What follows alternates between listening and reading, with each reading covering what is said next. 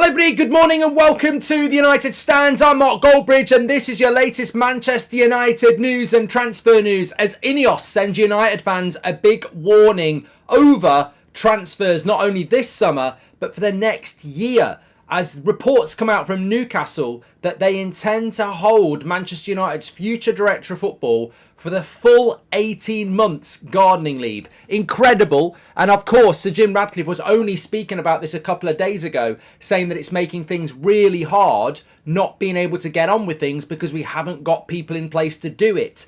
Are Manchester United making a mistake by, floundering on this story, or is it a genuine reason for issues that might develop this summer transfer window? On top of that, we've got transfer developments around João Neves, INACIO at Sporting Lisbon, also Humlan as well from there, Jonathan David, ALVAREZ. I mean, we can probably write that deal off. He got injured for Mexico last night. Probably looks like it's a bad hamstring injury, so whatever was going on there, you would say probably not. Little bit about Marcus Rashford as well. And of course, anything else you want to get into that's talking about this morning. It's the Sunday morning show. And of course, transfer stuff sort of takes us into different areas on a Sunday morning show. As I've said to you before, traditionally you get different journalists writing on a Sunday in the UK, so you can get different stories.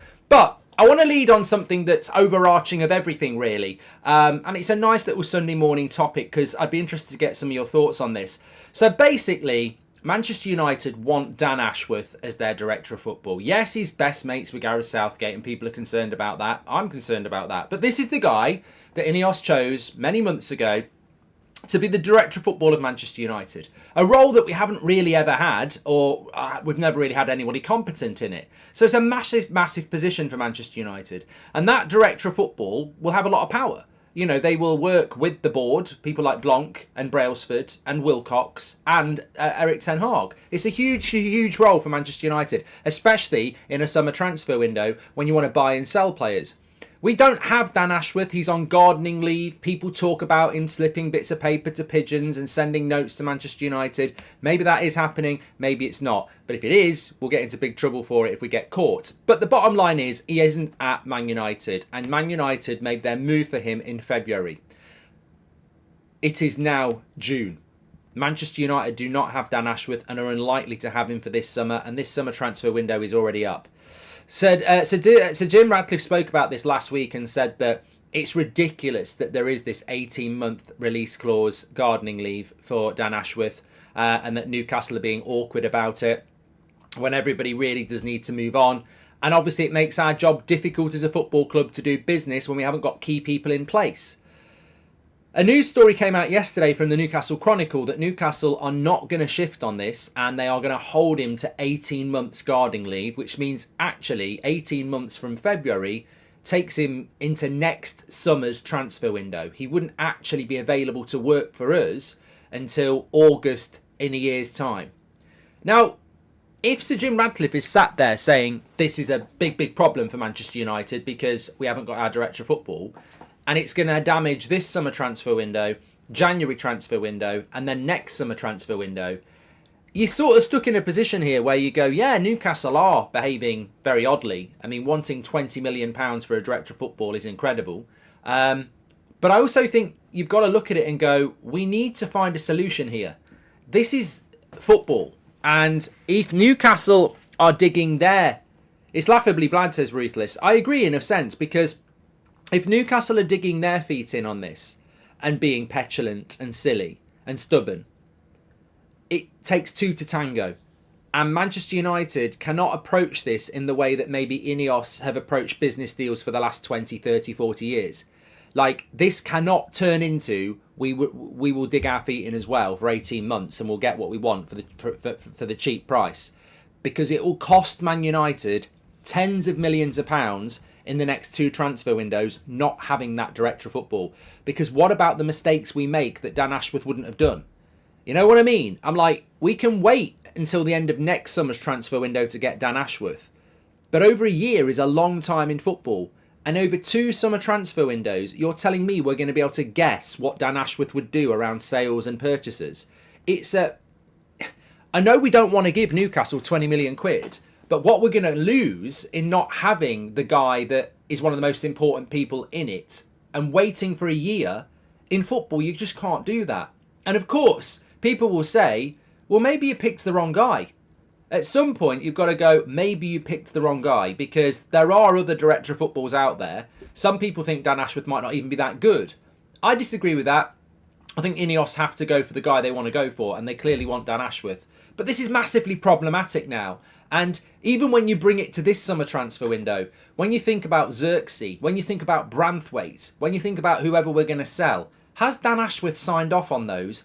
And even if he has dropped a note to a pigeon and it's flown to Carrington, how can he do that from his garden? How can he know from his garden what Man United need or what Man United should sell? This is not Football Manager from your desk, from your laptop. You need to consume it. You need to be there. And he isn't. So, look, it's a story that sort of fell away a little bit, and some people might not like it, but it fits in with absolutely everything. We have to be in a position where somebody of that importance is moulding and involved in our club. Because if things go wrong over the next year, we're always going to be going, well, we haven't got Dan Ashworth yet. And we can't, there is no tomorrow in football. There is only today. And I've never really understood why he's on an 18-month gardening leave anyway. He signed that bloody contract. I mean, I've got no sympathy with people who sign contracts like that, because he signed it. 18-month gardening leave was in the contract he signed. So we can moan, Sir Jim Ratcliffe can moan, but Dan Ashworth signed it, and unless he was done at, gunpoint or something, which it hasn't come out, he signs that contract. So we can ridicule it, we can say it's frustrating, but he signed it. And we need a director of football now. So I think it's been going on too long already. It's been going on for nearly 6 months. And my priority is Manchester United. And my priority is Man United being on that pathway to catching up with everybody else. And if we've got the handbrake on for another year because we haven't got a director of football, or we've got somebody else making decisions for the next year who might make different decisions, we can't just keep waiting to start the project. And a director of football is a very, very, very big part of that project, in my opinion. Nick J says, I'm telling you right now, having committed to a company prior to gardening leave, they are communicating, working with Ashworth already, says Nick J. Well, I'm pretty sure they are, Nick. But even if they are, like I said, there's a big difference between sending little notes and recommendations. But if he's not in Carrington, how do you manage a restaurant from home if you're not in the restaurant, if you're not tasting the food, if you're not looking at the decor and the clientele? Yeah, I agree he will be doing some things, but it's not ideal. Far from ideal. Sam Brooks says, going into another window, arguably our most important, with instability and therefore no proper structure. How can we do this right with this budget, says Sam. Well, let's talk about some targets. Let's talk about some transfer news, because I start with the Ashworth thing because it actually, it will go over some people's heads. Of course, they just want to talk about Branthwaite. But I think the majority of this community, because you're consuming it every single day, you have a deeper meaning and understanding and passion for what's going on at the club. And you don't get the sales and the purchases if you haven't got the director of football, because it is a massive, massive part of it. And if you listen to what Sir Jim Ratcliffe said a few days ago, he is massively frustrated. And he basically said, it's harming us. It's harming our plans. Now, there's Glazers 2.0 and there's the same outcome for different reasons. Like we said yesterday, walking away from Elise because of ridiculous wages isn't Glazers because they pay those wages. It's a different tactic. You don't get the player you want, you don't get plan A, but it's a different reason. And I actually agree with that. Having a bad summer transfer window on exits and purchases is not Glazers 2.0 because they were just incompetent. But if we have it because we haven't got our director of football, you still end up with a bad transfer window.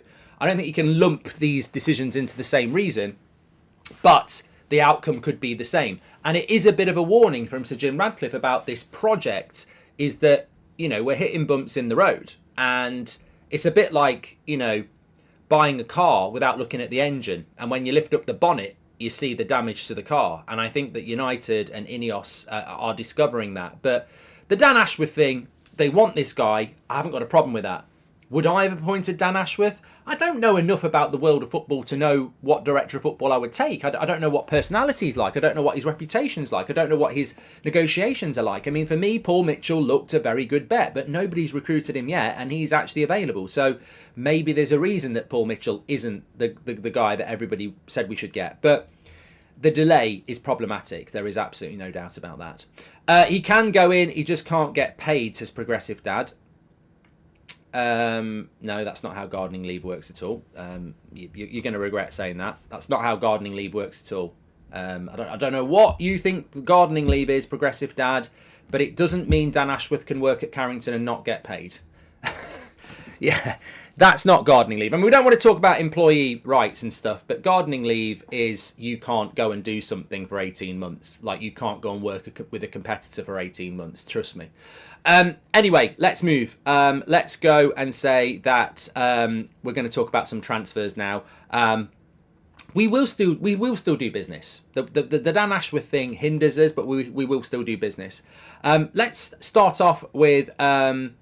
I want to talk. There was a story about Rashford that some people said, could you bring in? About. Let me just read this. I'll bring it in. I mean, it's not. I wasn't going to lead on this, and we're not leading on it. But Marcus Rashford. I don't know where. I think it's coming from. I saw it in the Metro. Some people are saying it might have been in the Sun. So yeah, take it with a pinch of salt. But look, having said that, taking it with a pinch of salt, it's probably complete and utter nonsense and guesswork. But actually, it's probably quite an easy guess.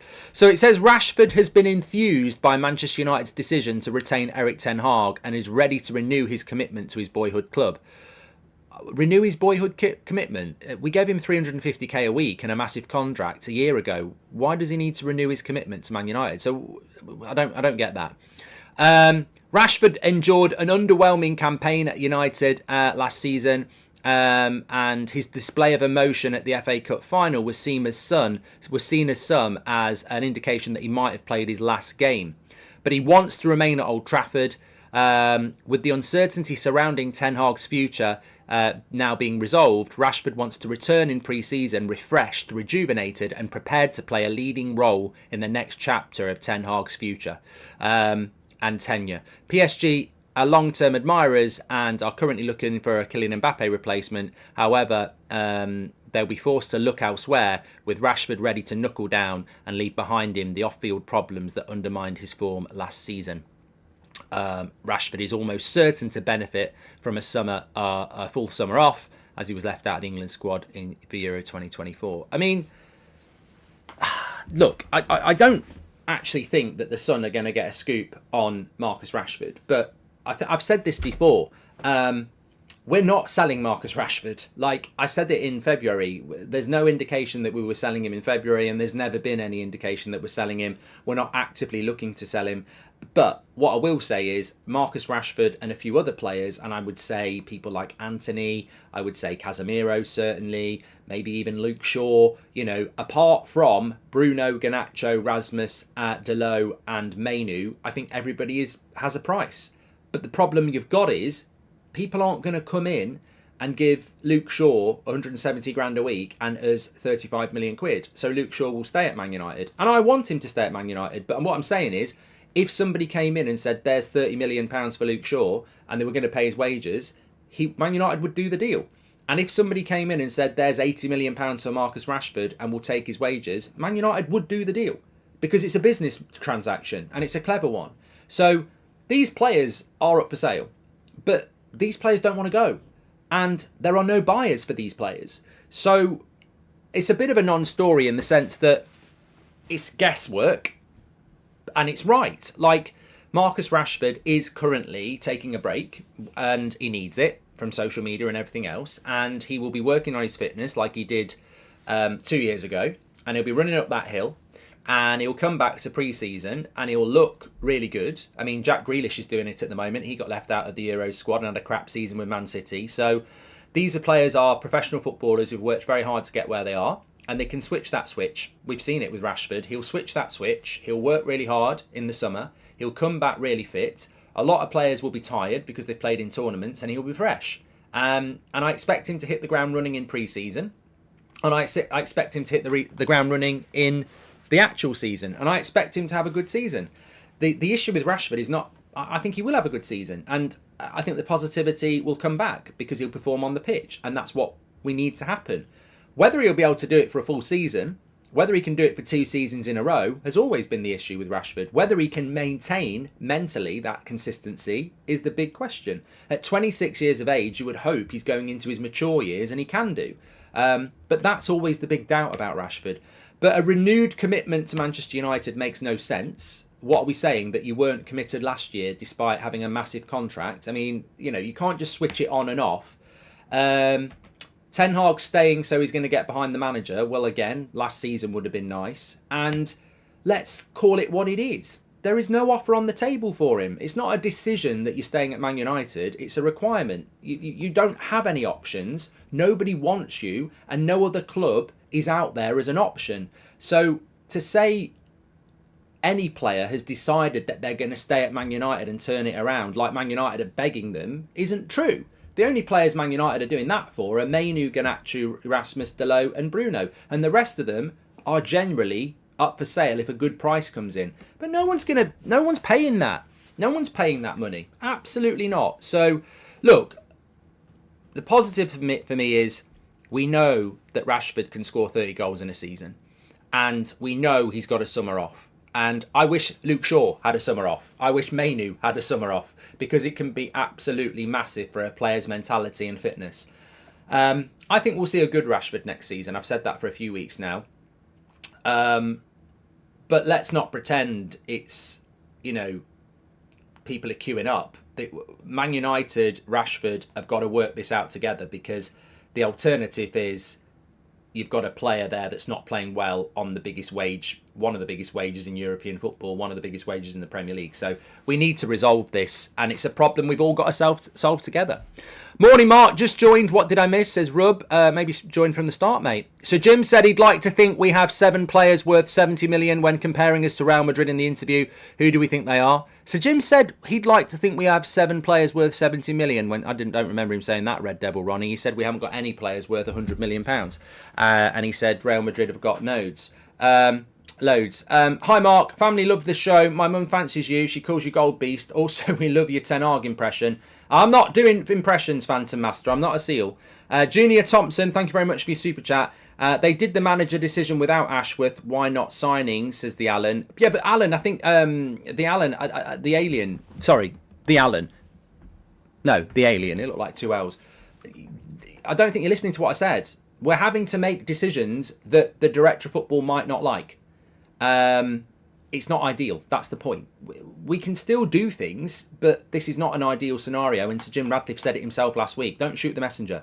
It's football transfers, not brain surgery. Director of football can operate remotely. Yeah, I genuinely am getting a little bit frustrated here with people who don't listen.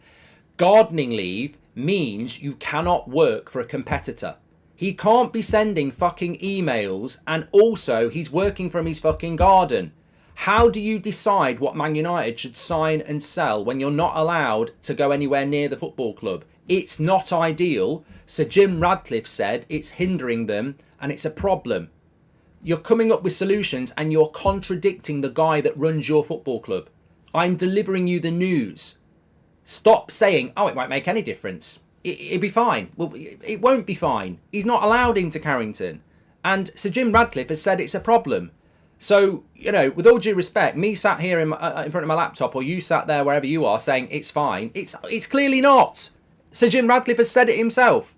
And the guy can't work for us for maybe another year, officially. I'm sure he can send notes. Maybe he can go in his garden and start doing little smoke messages, you know, with his bloody blanket. But sell Maguire. But imagine if he sells it, does the smoke ring wrong and it says sell Bruno, you know. It's not ideal. It's not ideal. And Sir Jim has said it. And it could be impactful and a reason for things not going as well as we need them to. Thank you very much. Anyway, Rashford will have a good season until Christmas, says Tumbleweed. And Henry says, what do you think of Shaw? Will never been for the Euros, but still chose him to the team. Southgate, please out, says Henry. Please check out last night's video. We spoke about that at the start. Let's talk about some transfers, because I think we're getting dragged down here with repetition and not listening. as I said, it's a news show, and it's from Sir Jim Radcliffe that it's a real problem that we haven't got Dan Ashworth, and he's very frustrated by it. Apparently, we don't need to have him though. He can play. He can stay at home on his WhatsApp and be a director of football from there without seeing any of the players or working with them. Yeah. Okay, let's hit some transfer news. So Alvarez. Alvarez is a player that we've been linked to by Fabrizio Romano, by Pletigol last night. We spoke about it last night.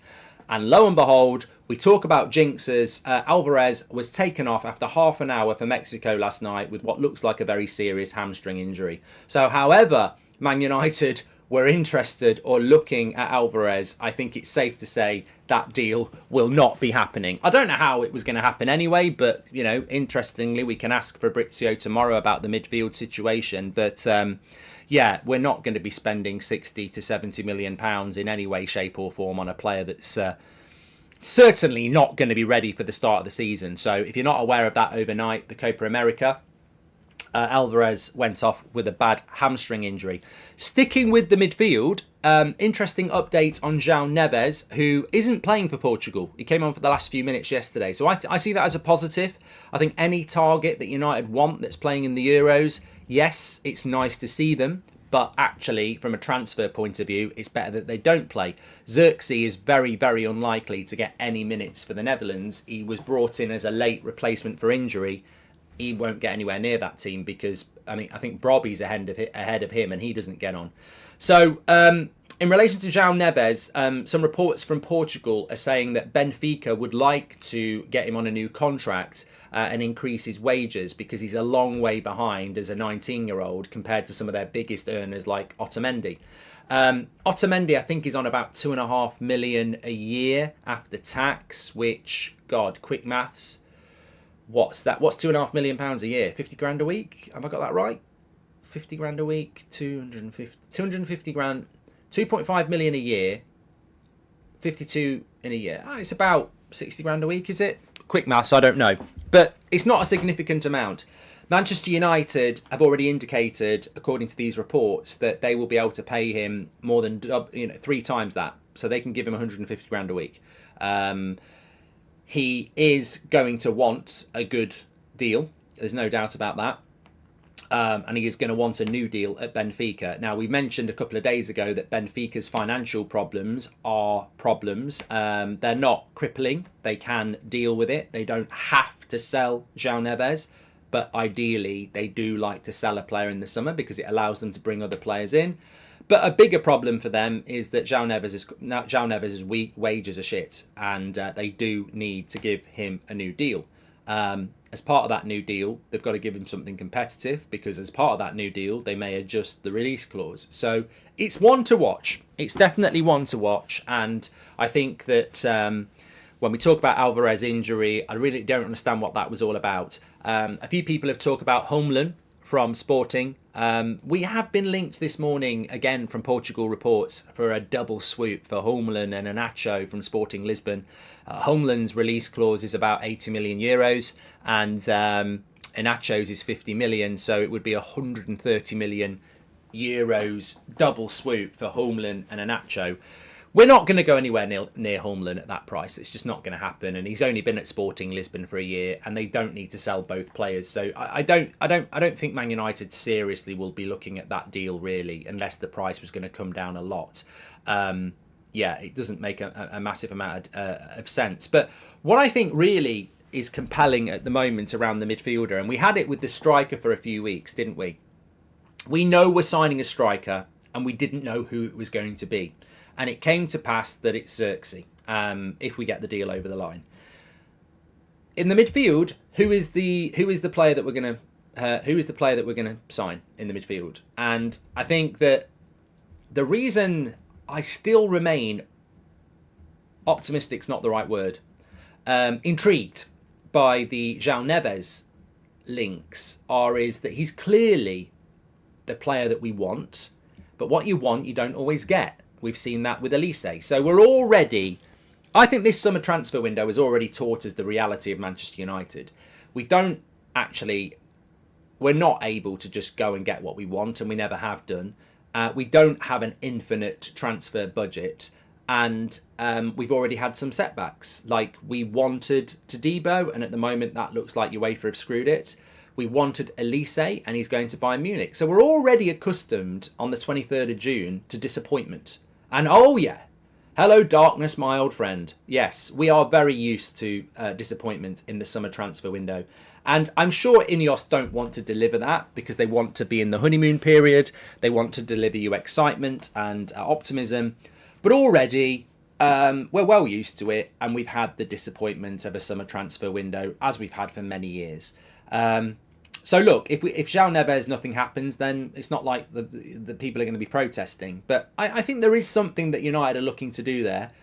What it is, I don't know. Look, this morning we're hearing that Nacho's going to Saudi Arabia, which will escalate and speed up the move of Yoro to Real Madrid, where apparently we've been waiting around, which I don't think we have. I think we've been used by Lille. But we have got to buy a midfielder. Tell me who we're buying in the midfield, because all I see at the moment is we're not going to get the Danish lad at Lisbon. We're clearly not going to get Alvarez. We shouldn't be going anywhere near Onana at Everton, in my book. And therefore, I look, Ederson, we've sort of backed off. Apparently he's looking at Liverpool now. So you sort of left in a situation where if it's not João Neves, who is, I agree, very, very difficult to think that could happen at the price he would cost, who is it then? Oh, look, I like Rabiot. I know he was man of the match for France the other night, but, you know, I don't judge players on international tournaments. I do like Rabiot, and he is available for free, but I don't feel that deal... I'll be very happy if we get Rabiot, but I don't feel that's the deal that we're looking to do. Crossley says, what about Zubimendi? Yeah, we're not really looking at him in any depth. What about Fofana, says Sib? Well, again, maybe. John says Rabiot's not a DM. You don't watch a lot of football, do you, John? Yeah, John doesn't watch a lot of football. So tell me what Rabiot's position is, and you're going to start saying he's an attacking midfielder or he's a number 8. I think if you watch a footballer, mate, and he's approaching 30, I'll be stunned if Rabiot, over the next few years, doesn't become what happened to Modric, what happened to Kroos. He's going to gradually drop back, and he can do that role. 100% he can do that role. And he is clearly going to become that role in the latter part of his career. But he can do that role. I would have said that 3 years ago he can play in that role. I admit he can play as an attacking midfielder and he can play as an 8, but he can definitely play as a 6 as well. And when you've got someone like Kobe Mainoo, then you're obviously going to get interchangeability in that role anyway. He might be sending carrier pigeons to Manchester, says Jack. Thank you very much for your super chat there, Jack. Appreciate that. So look, I don't know what's going to happen with the midfielder position, but a bit like the striker situation a few weeks ago, it is quite exciting because we have to do something. Unless, and I don't want to depress people on a toxic Sunday, unless we don't buy a midfielder because Casemiro refuses to go. In which case, it ain't looking easy, bruv. For Ten Hag, I think he'll be out of a job by next summer. And that is something I don't want to say, by the way, because I want to live in the optimistic world. But let's not beat about the Kate Bush here. If United don't have a good summer transfer window, then we will have the same problems as last season. And I would have said this if Ten Hag had been sacked and a new manager had come in. If Ten Hag had been sacked and Tuchel had got the job and we didn't buy centre-backs and midfielders, I would say he's going to be having a very, very, very bad ride next season. We cannot go into next season with the same midfield and one new centre-back. Like, we will have the same problems. And what about left-back as well? So now is not the time to talk about Ten Hag because Ten Hag is staying in the job and he won't get really spoken about now until we start kicking a football again. But it's all about recruitment. And if we don't bring in new midfielders, new centre-backs, then we will struggle next season. There is absolutely no doubt about it. We cannot just have a tactical change on the same players. We have to have new players. So look, we have to bring in a new midfielder. Lee says, I see a post this morning that said terminate Todibo contract and sign as a free agent. Yeah, can't do that, as we know, Lee. Wan-Bissaka and Lindelof to Turkey, says DL. I think Man United need to find some 18-year-old in the youth team that's never played for us before and sell him to Chelsea for 20 million, because I'm intrigued by this. You know, I'm loving the fact that we can't get £10 million for Aaron Wan-Bissaka, who's in his mid-20s and he's one of the best defensive right-backs in the league. We can't get £10 million for him. But Chelsea and Everton and Aston Villa and Newcastle are selling teenagers for like 20 million who've never played in the Prem. It's you know, what's going on at Man United? We've got an amazing youth team. Can't we just take, you know, one of the mediocre 18-year-olds who probably aren't going to make it into the first team and sell them for 40 million to Chelsea? Like, this seems to be the way. This is the way. This is the way, isn't it?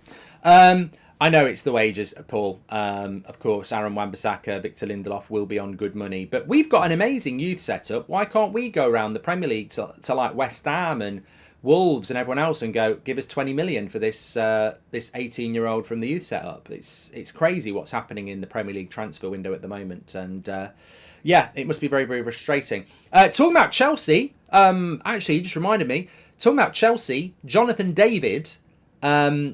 heavily linked to Chelsea now. Now, I'm not saying that Man United are going to sign Jonathan David or we should get into a bidding war with Chelsea for Jonathan David. But it does stand to reason that I think there was a little bit of arrogance and, you know, naivety from certain sections of our fan base who were just very dismissive of Jonathan David. I've always felt there's a good player there.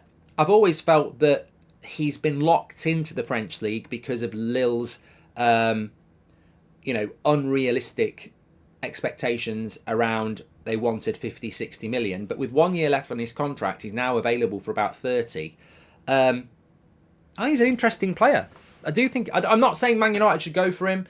I'm just saying that a lot of people said they didn't want him at Man United. And yet now, David Ornstein dropped it last night that Chelsea are looking at him. And, you know, if he goes to Chelsea and does well, I'm not going to sit there and say, I told you so, but I will sit there and say, well, I do think he was worth a look at for Manchester United because he is still only about 24 and he has scored a lot of goals in the French league. And the only reason he's never left the French league is because Lille wanted stupid money for him.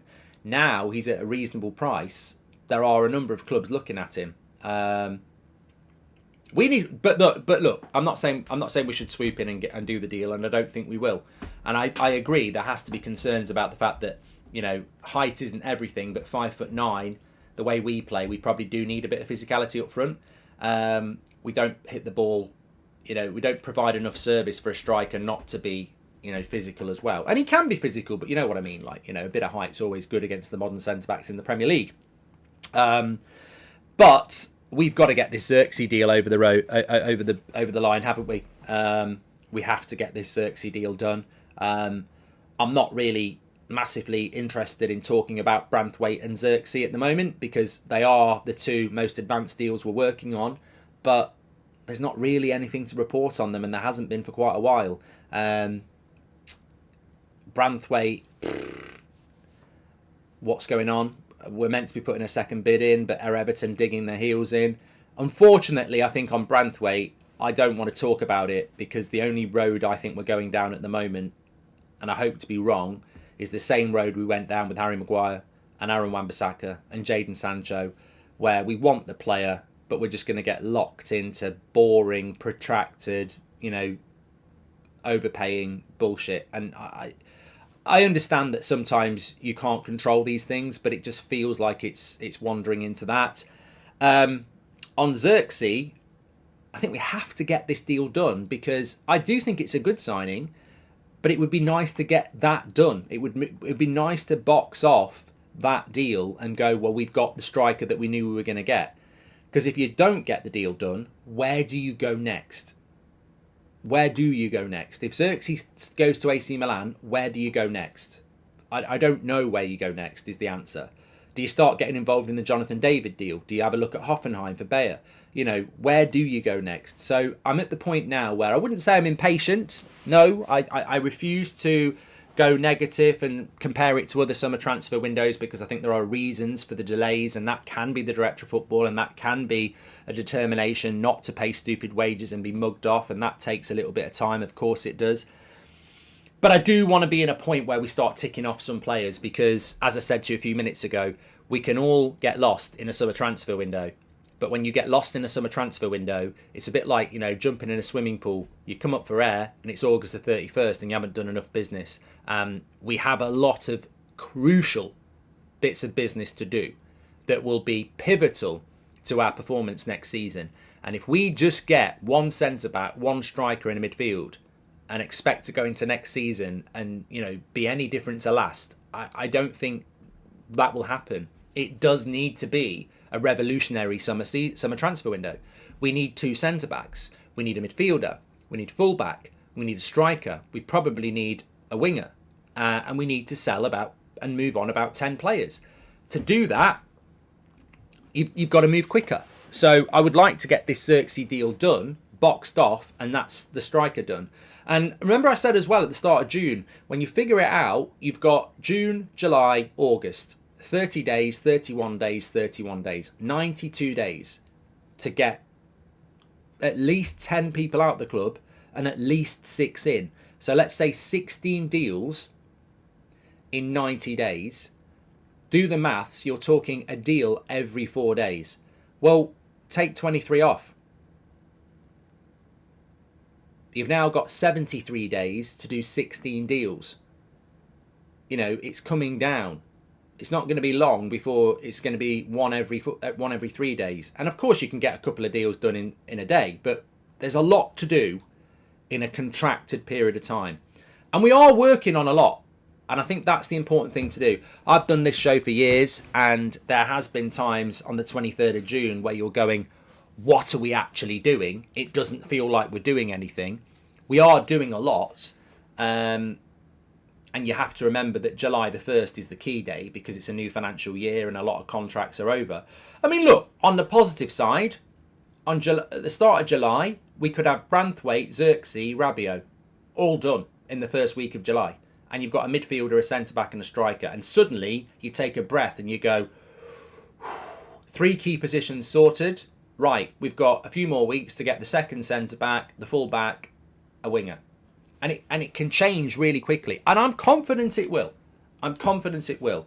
But it's the outgoings as well, isn't it? I did hear that Juventus, I think it was Romano, was saying Juventus have pretty much got the David Luiz deal done. And they will now move towards Mason Greenwood. That hopefully is true, because we need to get Greenwood out in the next week or so to get money in and park that. I just want to start ticking players off. We know they're going to go, but I want to tick them off. But, overarching as well, you might not like this, so apologies. If Aaron Wan-Bissaka goes, who do you think the replacement is, says Jake. I still like Frimpong. I still think it can be done. We need to remember we are still run by the Glazers, says Dennis. We do. You are right. I applaud that. Heard any progress on Malacia come back and Donny, says Smoggy. Thank you very much for that. Unfortunately, I think we're going to be in a position that will make me want to throw up. And it's nothing against Donny, but I've got visions of that first day at Carrington in about a week and a half, where they walk into Carrington and there's a few players that you're going, why are they here? Mabry, Donny walking in with their boots ready to train, and it's a bit like what's that all about? Mount plays more next year, hope change. Red Devil Ronnie, can I just say, wow, what a comment. Mason Mount, I forget he plays for Man United all the time. He genuinely is like a new signing. And I hate saying that about current players, but Mason Mount is like a new signing if he can stay fit. But he is, isn't he? I forget he's a Man United player because it's been such a write-off as a season. And I say that in a positive way. He can be like a new signing if he can stay fit. Van der Sar would have been perfect director of football, knows the club and worked alongside the manager before, says Dylan. Of course, Van der Sar has had his own medical issues, and thank God he seems to be on the road to recovery. So I don't think that was actually possible. We need to remember we're still run by the Glazers, says Dennis G. And if Aaron Wan-Bissaka goes, who do you think replace him? What was the one that I was going to say something that you might not be happy about, but of course it's always worth considering is that the transfer market's really weird at the moment. I don't think people are breaking rules. I just think the Premier League rules have got loopholes in them. And when you've got Aston Villa selling one of their best players to Juventus and they've qualified for the Champions League, there's something not right about football at the moment. It's all right saying, well, it's a bit dodgy, Villa selling a player to Chelsea who's never played in the Premier League for 20 million. And it is a bit weird. But what that is it's Premier League clubs going, we can't comply and compete with these current rules. So we've got to find ways to do it to make us be able to compete. I have sympathy with Aston Villa because how do you finish in the Champions League and then have to sell your best player? It's well, I know he's not their best player, but he's one of their best players. There's something fundamentally not right with the Premier League at the moment. And obviously Man City overarch that, we know that. But there is something not right with the way the Premier League is being run at the moment. And in no way is that me defending Manchester City, because what they've done or have been accused of doing over a long period of time, they need to be, punished for it. But it's a weird world when Aston Villa are selling Douglas Luiz to Juventus. Juventus are not even the best team in Italy. They're not. Why is he going to Juventus from Aston Villa? It makes no sense. Why are Villa having to sell a player of that quality to Juventus? It makes no sense. And it's because everybody is scuttling around trying to comply with rules that are restricting them. And that is why we're seeing this big increase in players being sold for ridiculous fees so that people can comply. Unfortunately, I don't think Man United can get into that. I don't think Man United can, ring up Forest and say, do you want to buy one of our young players for 19 million and we'll buy Morgan Gibbs-White for 25 million? Because that's basically what's going on. It's this movement of money for homegrown players that allows them to have full profit for FFP. And of course, Gibbs-White is a bad example because I don't think he wasn't a youth player at Forest. But that's what they're doing. From the outside looking in, if you give Chelsea 15 million for a homegrown player and they give you 19 million for a homegrown player, that's pure profit on FFP. It just goes straight into your FFP allowance. Whereas Douglas Luiz, I don't know when they bought him and I don't know what they paid for him, but it might not be. I don't know. Any news on medical staff, says Dennis? Not at the moment. Not at the moment. Morning, Mark. Did you see the Girona striker has a 40 million release clause? Could we go for him, do you think? Says Harry. They're owned by Man City. The only reason why you're asked about Villa is because you've got a soft spot for them. The rules have been the same for everyone for years. So whose fault is it they fall foul of them? Says Wraith. No, but Wraith, it's nothing to do with having a soft spot for Aston Villa. We're hindered by this. If Qatar had bought Manchester United, we would not have been able to buy loads of players this summer because although we'd be owned by billionaires, financial fair play is very restrictive. And this is why everyone's pissed off with Man City, because they've had 10 years of pumping money in a way that nobody can now. Aston Villa are very wealthy. They've been coached very well. They've got into the Champions League, but they've got to sell to buy. That's never right. It's never right. And I'm not saying I've got the answers, but what I said was, if you listened, was that the way football's working at the moment is very odd. You've got clubs work. I've never known clubs do what I've seen in the last few days as well. Chelsea and Aston Villa are actually going to be competing next season for a Champions League spot, which defines their future. And yet they're doing little deals to help each other survive. It's weird. It's weird. It would be like Man United doing it with Liverpool. We'll give you 15 million for one of your young players if you give us 25 million for one of yours, and it helps us both out. It's weird what's going on. I have a sympathy with those clubs in a sense that they feel they have to do it to try and be competitive, but it's not right. It's unusual. And we are, and Sir Jim said it himself, we actually, Manchester United, aren't happy with the rules because it's quite restrictive for us as well, for a new owner to come in and have to be restricted by debts and mistakes of the past and the compliance of these very draconian rules, which have basically been brought in too late, if we're being honest. Because what I don't like about the current FFP and PSR rules is that they're ridiculously restrictive, and some people agree with them. They're very, very, very draconian, and it stops people doing, things they'd like to do with the money they have, like Newcastle. But the problem is you've got one club that had 10 years without these rules, who built a dynasty and are now very compliant because of that dynasty, and can basically monopolise the league because they're so wealthy and well run, because they didn't do that for 10 years when the rules weren't there.